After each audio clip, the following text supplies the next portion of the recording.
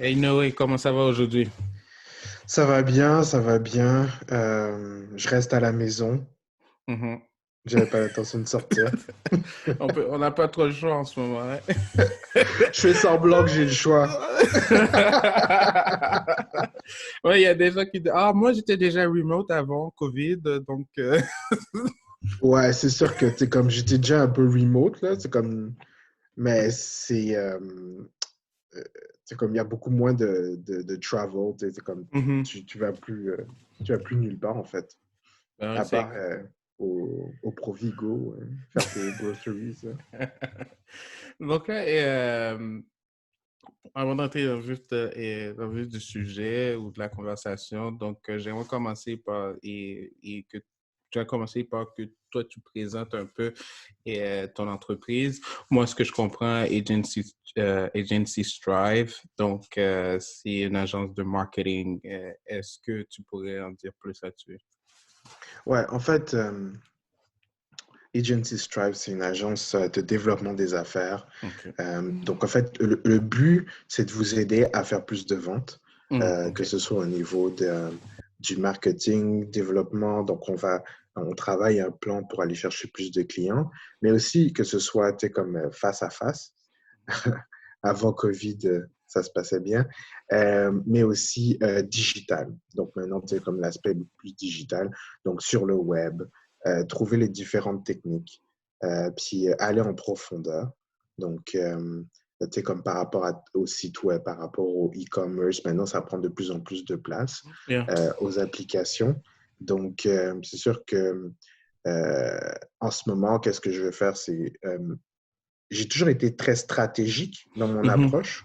Mhm. Donc, c'est d'apporter la stratégie à des éléments que les clients auront besoin. Donc, maintenant, tu sais, c'est comme, qu'est-ce qu'on va faire si, d'apporter plus de trucs tape-chaise parce que je pense qu'après le Covid, ça va plus être comme, OK, Mhm. qu'est-ce que je peux faire? Tu sais, est-ce que je peux faire une application pour connecter avec mes clients? Est-ce que je peux faire un site web pour mettre mes Mhm. produits en ligne? Je pense que c'est Mhm. ça les besoins des gens en ce moment.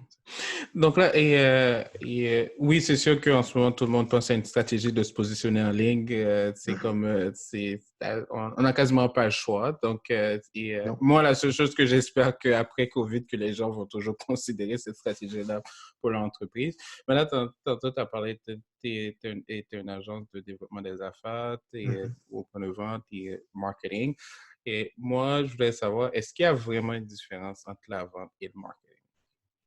Oui, tout à fait. Le marketing vient bien avant Mhm. et la vente, c'est le résultat. D'accord. Donc, disons que le marketing, c'est quand tu commences à analyser comme d'un point de vue user experience. Donc, tu sais, tu vas t'acheter un iPhone. On va prendre Mhm. l'exemple du iPhone. Tu te rends au Apple Store, puis tu vas acheter ton iPhone. Ça, c'est la vente. Donc, mais il y a tout un processus avant qui s'est passé pour que tu te rendes là. Les belles Hein. vidéos, quoi. Mais c'est pas seulement la vidéo, c'est parce qu'à un certain moment donné, tu as eu un besoin à l'intérieur de toi. OK. Ouais. Donc, il y a plusieurs choix. Le premier choix, c'est peut-être que tu n'avais pas nécessairement, comme tu n'avais pas de téléphone. Donc, ton Mhm. téléphone a brisé, tu devais changer ton téléphone. Mhm. Et là, tu as ce besoin-là d'avoir un téléphone, tu as un besoin de prendre des belles vidéos, de Mhm. prendre des bonnes photos. Puis, tu sais, comme tu fites dans le mood de la personne qui aime ça, les belles choses, que tu sais, comme que ce soit bien Mhm. agencé, le design. Et puis là, tu te dis, ben, peut-être ce serait cool que j'ai un téléphone qui ressemble à ça, OK. qui rentre assez. Donc, c'est comme, là, c'est ce qui se passe au niveau du consommateur, mais au niveau de l'entreprise, ils visent ce consommateur-là. OK. Donc, le marketing, c'est toutes les activités que tu dois mettre en place pour aller chercher le client que toi, tu veux pour qu'il se Mhm. rende, que ce soit en magasin ou Mhm. encore tel sur ton site web. Maintenant, ça va être de plus en plus ça, là, sur ton site web, sur ton application mobile, pour qu'il puisse se downloader puis qu'il puisse faire toutes ces actions-là. OK. Donc là, le marketing, c'est et consiste à créer cette awareness auprès du client, cette Ouais. intention, ce besoin pour qu'il Mhm. puisse interagir avec ton produit. Et puis là, du moment que cette interaction commence, la vente vient en sorte et pour le monétiser ou pour le... Ouais, OK. exactement. En fait, la vente est là pour non seulement le monétiser, mais aussi s'assurer que ton client, en fait, le client que toi, tu penses aller chercher, ce soit vraiment ce client-là. OK. Puis que, tu sais, comme tu puisses avoir du data. Euh, donc, avec toutes ces informations-là, tu es capable de, tu sais, comme ta théorie sur la personne qui allait acheter ton téléphone, Mhm. tu vas la valider selon les informations que tu vas avoir une fois que la personne a acheté le téléphone, puis maintenant l'a en sa possession. OK. Donc, c'est au niveau de la vente qu'on va trouver toutes les sales reps et tout ça, là, comme les agents de service à la clientèle, des fois, qui vont forcément travailler pour que le client puisse faire un achat final ou commencer à payer un Exactement. plan pour consommer un produit ou un service. Donc là, et des fois, j'entends, il y a certaines personnes qui disent que certaines compagnies sont obligées plus et ont beaucoup plus d'intérêt à focuser sur la vente, d'autres ont beaucoup plus d'intérêt à focuser sur le marketing. Et des fois, ils disent que une façon que les gens puissent déterminer là, et ça, en fait, c'est en fonction du prix du service ou du produit. Donc là, et là ils disent que plus que ça va vers, plus, mettons, si on prend une fourchette de 0 à 1 000 $, il dit plus que Mhm. ton produit s'approche de 0 $, plus que tu dois plus focuser sur le marketing, plus que ton produit s'approche, le prix de ton produit s'approche du 1 000 $, plus que tu dois focuser à avoir une équipe de vente et ainsi de suite. Est-ce que c'est totalement vrai ça ou c'est juste pure nonsense et de toute façon, on doit avoir les deux? Euh, Moi, je considère, puis ça c'est mon humble opinion, basée sur tous les livres que j'ai lus, Mhm, euh, que les compagnies qui réussissent en tant que telles dans le B2B ou dans le B2C, c'est des mhm. compagnies qui ont les deux. OK.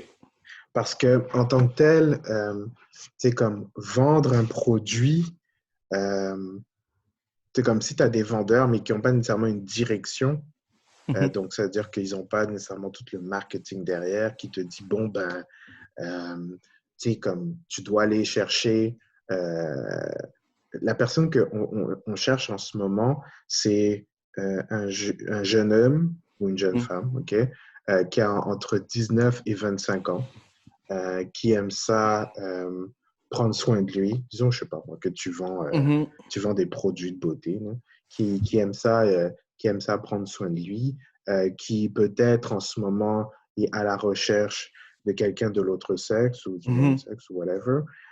Puis que cette personne-là a ce besoin de se sentir bien, puis de paraître bien, puis tout ça.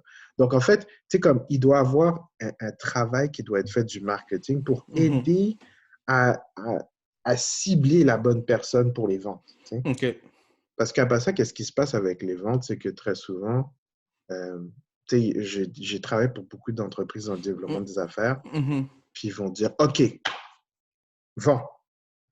Ouais. OK. Donc, c'est comme on te dit qu'on va faire, c'est comme, c'est-à-dire qu'on prend le vendeur, on lui dit, ben ça, c'est le produit que tu dois vendre. Euh, puis voilà, en fait. Mais on ne te donne pas des idées sur c'est qui la personne vraiment, c'est quoi la compagnie que tu devrais aller chercher, Yeah. pourquoi tu devrais aller chercher cette compagnie-là, c'est quoi les besoins, est-ce qu'il y a déjà une compagnie ou une personne qu'on a, type, qu'on pourrait Mhm. recréer. Donc, si tu as, si t'as ce genre de personne-là ou ce genre de persona, OK, Mhm. à ce moment-là, tu es capable d'aller vraiment chercher ou plutôt reproduire rapidement des ventes. OK. Donc, le marketing en tant que tel permet de créer ce persona-là que et l'équipe de vente mettons, je veux dire, attaquer, mais va approcher Mhm. pour vendre le produit. Donc là, je vais revenir un peu à ton agence. Et qu'est-ce que le COVID a changé en tant que tel pour toi? Ben, c'est sûr que le Covid a impacté au niveau des ventes. Tu sais, c'est comme tu te retrouves du jour au lendemain avec différents clients qui te disent qu'ils sont incertains. Tu sais, Mhm. comme au début, tu sais, on ne sait pas si on est essentiel. Finalement, ils sont plus essentiels. OK. Donc, il y a des ajustements qui doivent se faire. Tu sais, ils te payaient, je sais pas moi, 1 000 $, 2 000 $ par mois. Finalement, tu sais, c'est comme, on doit couper là-dedans, puis, tu OK. sais, comme, on doit se réajuster. Donc, Yeah. tu sais, finalement, tu sais, est-ce qu'on peut attendre? Donc, et puis, tu sais, comme, il faut que tu sois compréhensif. Euh, je pense qu'en ce moment, au niveau du Canada, mais aussi au niveau des différentes entreprises, Mhm. c'est comme, c'est de donner le plus de valeur possible, tu sais. OK. Euh, on n'a pas le choix, tu sais. Je pense que c'est une période d'entraide. Euh, puis si c'est pas fait comme ça, bien, qu'est-ce qui va se passer? C'est que tes clients, c'est comme si tu commences à leur dire non, non, non, donne-moi ton 2 000 $ tout de suite, tu sais.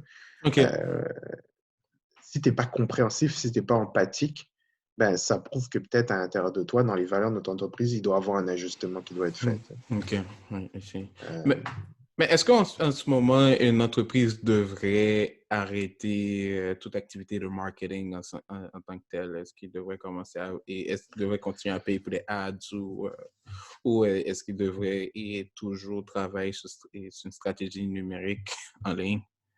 Ben, marketing, je veux plus référence.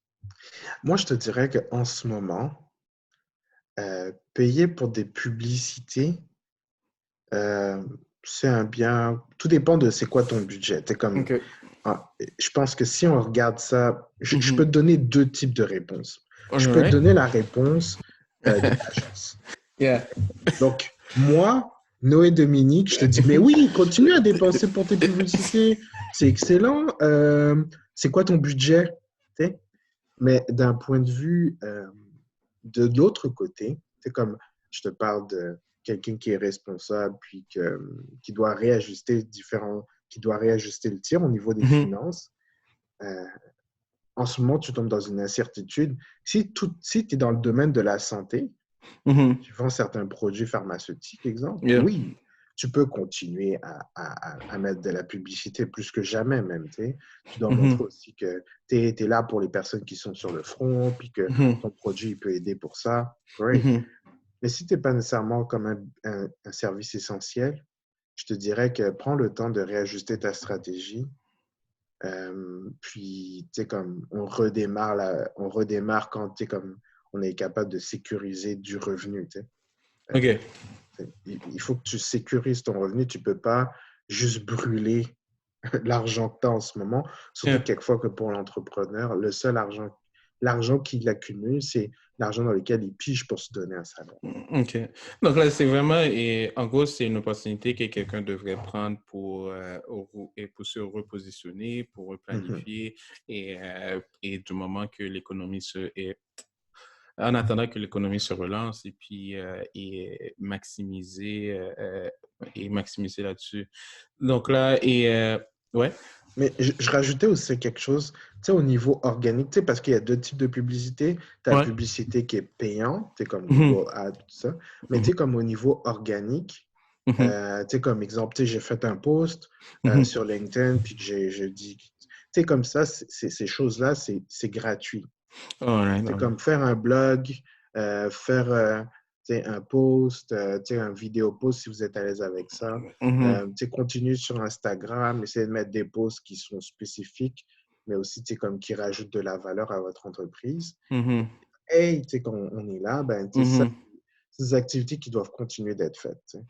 Donc là, l'aspect organique, c'est comme si quelqu'un bâtit une stratégie pour faciliter sa découverte dans Google et ainsi de suite. Ouais. Mais moi, j'ai Je trouve. l'impression, moi, je parle au point de vue personnel, hein, je dis pas c'est le cas partout. Moi, j'ai l'impression que, mettons, si je prends un groupe d'entrepreneurs dans la communauté haïtienne, je pense que la stratégie de blog est plus souvent négligée en Mhm. tant que telle. Pour une stratégie sur Facebook, le plus souvent, je dis que Facebook est plus aimé dans la communauté haïtienne que Google. Donc, C'est sûr. donc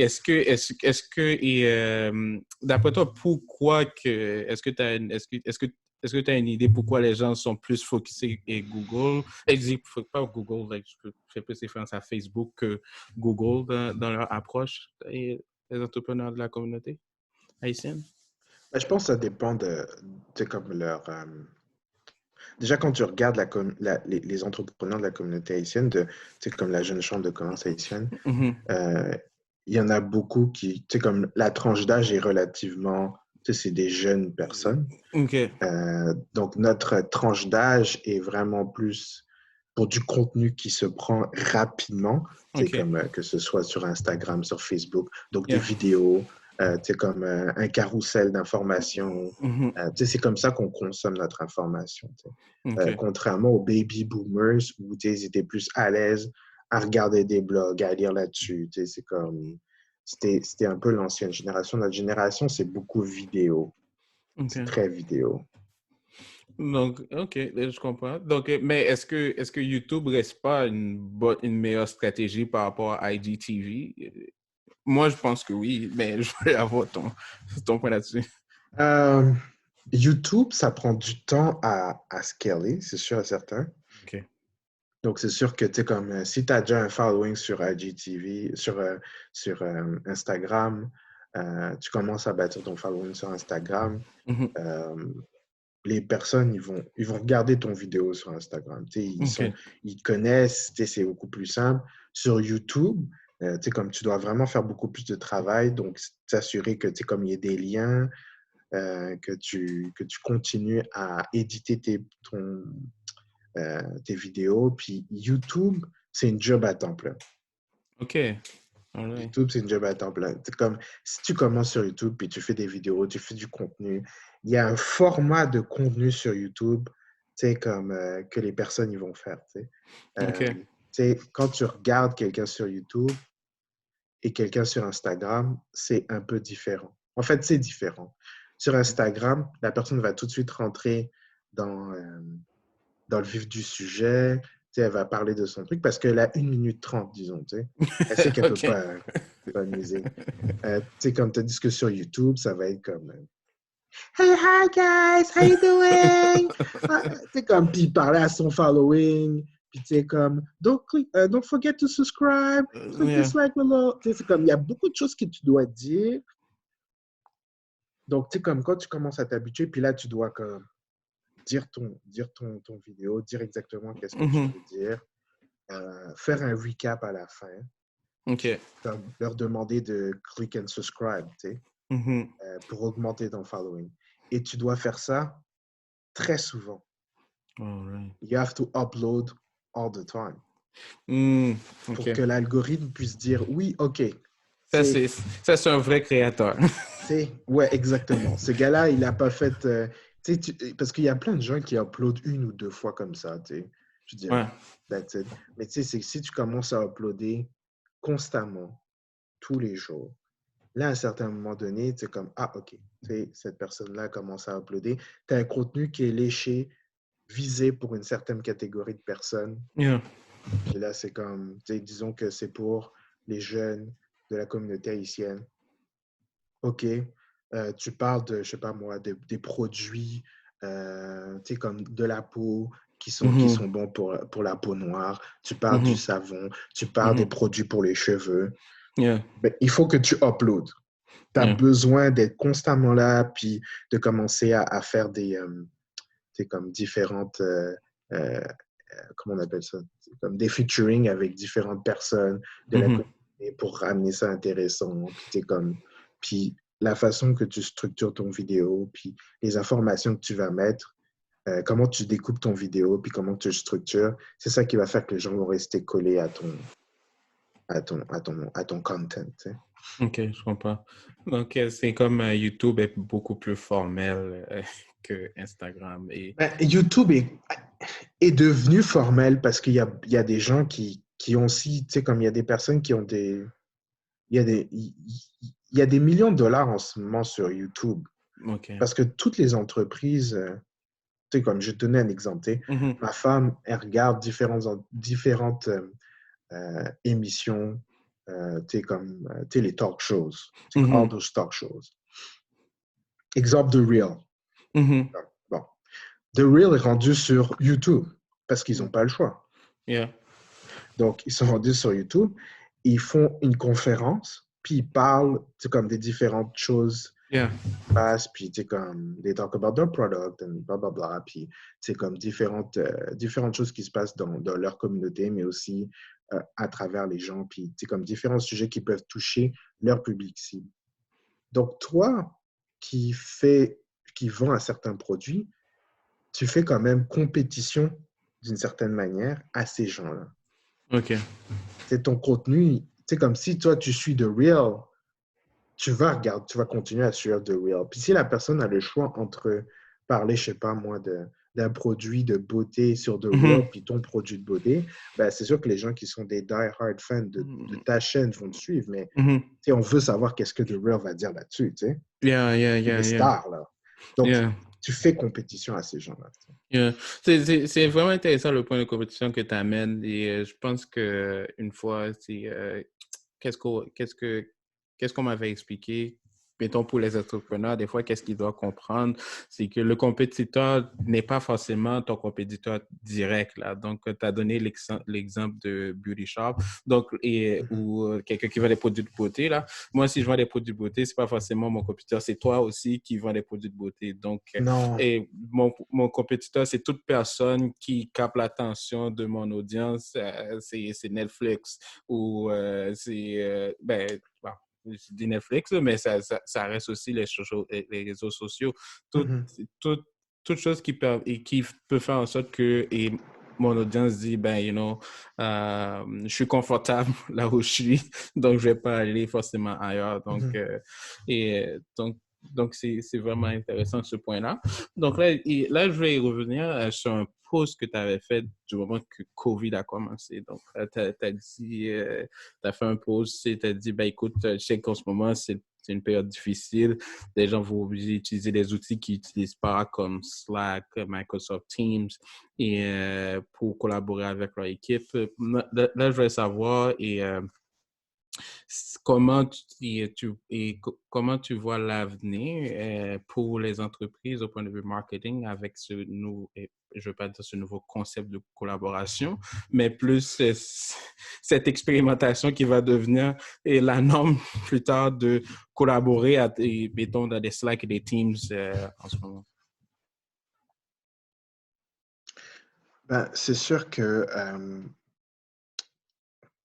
comme au niveau des entreprises, comme des larges entreprises, Mm-hmm. donc comme pour les jeunes Haïtiens qui sont dans la communauté, puis que c'est des professionnels Mm-hmm. euh, qui peut-être étaient à leur compte ou maintenant qui travaillent pour différentes boîtes, là, Mm-hmm. Deloitte ou KPMG ou whatever. Ça va changer la donne parce que comme tu sais qu'il y a des entreprises, quelquefois, qui te disaient, ah, tu peux pas travailler de la maison, tu sais. Mm-hmm. Maintenant, la collaboration, c'est un must. Puis, il y a différentes entreprises qui ont bien saisi qu'il fallait qu'ils investissent sur des outils de collaboration, sur Mm-hmm. Teams, sur travailler mieux ensemble. Mm-hmm. Donc, ça cause des problèmes, je pense, au niveau des managers. Et je pense OK. que le manager qui, qui veut avoir son employé devant lui, qui Yeah. check, qui Yeah. dit, OK, hey, euh, hey Marie, est-ce que tu as fait ça? Hey, qu'est-ce qui se passe avec ça? Yeah. Yeah. Puis qui vient derrière toi, puis on connaît tout ce type de superviseur-là. À un certain moment donné, tu dois lâcher prise. Yeah. Puis je pense que maintenant, avec le COVID, ça fait que les entreprises, quand on t'engage, on est obligé de te faire confiance. Mm. C'est beaucoup plus qu'avant. Donc, je dois te faire confiance que si tu me dis que tu travailles de la maison, tu travailles de la maison. T'sais. OK. Pas nécessairement comme moi, je voudrais que tu travailles de la maison, mais Mais, que comme toi, tu veux travailler de la maison. yeah. C'est-à-dire que maintenant, travailler de la maison, si tu as des enfants, peut-être tu ne vas pas nécessairement être productif de 9 à 5, Mm-hmm. mais tu vas être productif entre 7 et 9 heures. Puis Mhm. après, tu dois comme t'occuper de ton enfant, revenir dans le coin de 11 heures à midi et demi. Puis Yeah. après, tu dois t'occuper de ton enfant. Comme ça change. T'es plus là souvent, mais t'es pas nécessairement là sur le long run comme avant. Hmm. Là, c'est intéressant ce que tu dis parce que je pense que c'est un shift qui va se faire dans le futur concernant les employés et les employés d'entreprise. Mettons comme là en ce moment, il y a longtemps que les gens disaient bah, the customer is king, mais ben, le client était vraiment à la merci d'une compagnie. Maintenant, là en ce moment, le client a vraiment le choix. Donc, Ouais. donc, il y a le choix entre, tu sais, on revient et le type d'entreprise qui vend des produits de beauté. Donc, et le client a 10 000 choix de compagnies où il peut acheter un produit de beauté comme beurre de karité ou huile naturelle et ainsi de Mhm. suite. Donc là, et ça fait en sorte que les compagnies, dans leurs approches de marketing, ils sont en train de s'adapter au mode de consommation mettons, du client potentiel ou du client actuel. Donc ils vont même installer là, en ce moment, il y a même des compagnies e-commerce qui commencent à intégrer le marketing à travers des textos Oui, tout à fait. en plus du courriel. Et et là, donc, plus qu'on rentre dans cet aspect de collaboration, comme tu dis, qu'il va falloir faire plus confiance à l'employé dès le départ, qui va donner un résultat, pas forcément en fonction de ce que le manager recherche, mais en fonction et pas en fonction de la méthode que le manager veut qu'il applique, mais peut-être plus en fonction des résultats attendus. Donc, ça Mhm. va faire en sorte que une entreprise va forcément s'adapter au fonctionnement d'un employé actuel ou d'un employé futur qu'ils veulent avoir. Et je pense que même il y a une tendance, là en ce moment, c'est comme quand on parle de marketing, les gens ont tendance à penser et compagnie et client. Et je pense qu'il y a un chiffre qui se fait compagnie, employé pour ce qui est du marketing, Ouais. vu que les ressources humaines sont devenues très compétitives en ce moment. Et est-ce que c'est une tendance que tu vois aussi avec tes clients actuels où ils veulent C'était- intégrer le marketing dans la recherche d'employés? Ouais, en fait, qu'est-ce qui se passe, c'est que, comme quand tu regardes quand tu regardes ce qui se passe en Europe, Mhm. comme, je vais aller loin, mais je vais revenir là. Ouais. Quand tu regardes des entreprises européennes, les entreprises européennes, leur contexte est un peu différent, mais qu'est-ce qu'ils ont compris? Et quand tu regardes la Suède, le Danemark, ils ont Mhm. compris que, comme au niveau de leur approche, comme du design thinking, Mhm. ils doivent s'assurer que leurs employés soient aussi contents que leurs clients. Mhm. Donc, je dis pas que les entreprises nord-américaines ne le font pas, c'est pas ça. C'est Mhm. juste que, comme les entreprises, euh, ces entreprises qui mettent en place ce qu'on appelle le design thinking, fait Mhm. que, tu dois t'assurer que ton client interne, qui est ton employé, soit aussi content que ton client externe. Yeah. Yeah. Donc, cette approche-là fait que, comme les millennials, ils ont été habitués à, OK, comme tu parles avec un millennials, tu leur dis, c'est quoi que tu veux faire? Euh, Faire une carrière sur YouTube, être un Mhm. influenceur, malgré qu'en ce moment, c'est pas aussi bon, là, mais être un influenceur, c'était une carrière qui est viable. Comme, Yeah, sure, ils, sure, sure, sure. Yeah. ils l'ont vu, ils ont vu le lifestyle, Yeah. puis ils disent que, je peux travailler n'importe où, comme, je peux travailler de ma tente, Mhm. je peux être à Aruba, puis, Mhm. travailler pour toi, ça ne dérange pas depuis que le résultat est là. Yeah. Donc, c'est comme l'employé a plus de pouvoir par rapport à ça, puis le consommateur aussi. Donc, c'est fait que l'employeur doit s'adapter à toutes ces nouvelles réalités-là. Puis, il doit faire un travail réfléchi de qu'est-ce qu'il apporte. Yeah. Parce que maintenant, la compétition, euh, maintenant, le travail remote fait que ta compétition, c'est plus seulement c'est comme ton client, l'autre compagnie qui était ici à côté, là.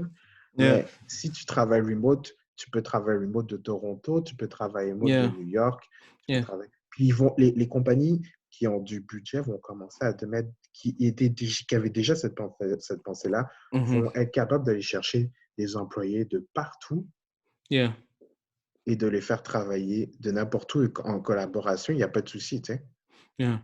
Yeah, Donc, il faut que tu penses à ça maintenant quand tu es un employeur. ben oui, moi, je pense que je sais que COVID fait en sorte qu'on est en mode d'expérimentation forcée, mais comme tu dis, je pense que l'approche en ce moment et le point que je voulais amener, c'est que le marketing ne va plus être forcément une approche qu'on va appliquer, mettons, compagnie client, mais ça va rentrer dans cet aspect et beaucoup plus aussi dans l'aspect compagnie employée pour faire en sorte qu'une une compagnie reste compétitive parce qu'en ce moment, c'est les deux, ben non, mettons, c'est les deux actifs, c'est les actifs principaux pour assurer le succès d'une compagnie en tant que telle. Donc là, ma dernière question pour toi, est concernant